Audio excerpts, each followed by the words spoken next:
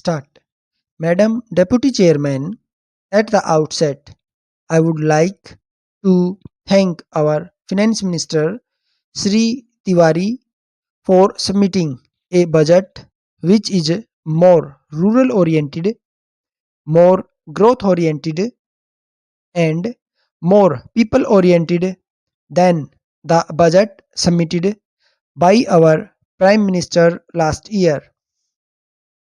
These concessions, measures, and programs do not amount to say that the Ministry of Finance have been abreast with the situation and aware of the needs of the nation.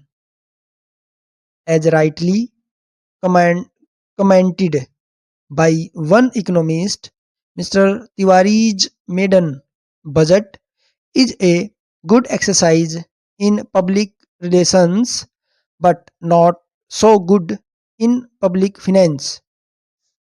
The budget document has been prepared in such a way as to appear that it contains more concessions than tax burdens, not because the minister had dropped the proposal of imposing taxes due to drought, but because he had indulged in pre-budget exercise.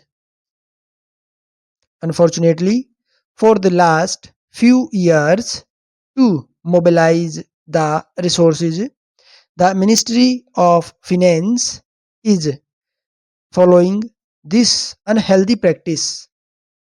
Owing to this pre-budget exercise, the income to government has been underestimated.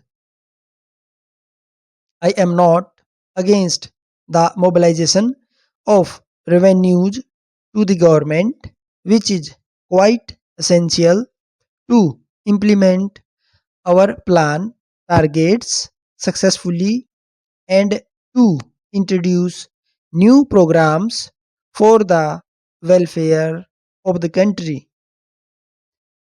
The methods adopted by the government are quite unwarranted and irking. It shows that it has no confidence in the parliament. Contrary to our expectations, our finance minister has submitted an astronomically deficit budget.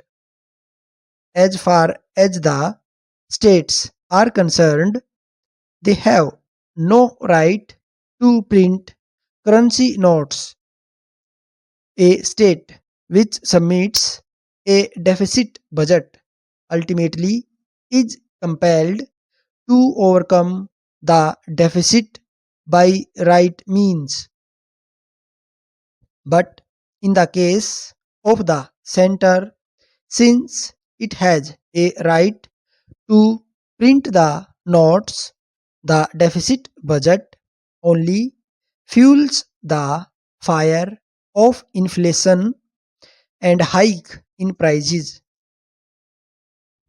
Unmindful of price increase and inflation every year, the center follows the practice of submitting deficit budget.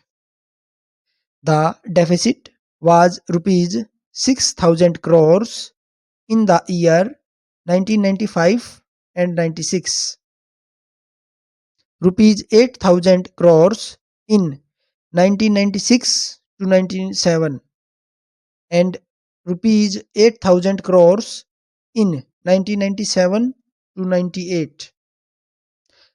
How are we to overcome this difficulty?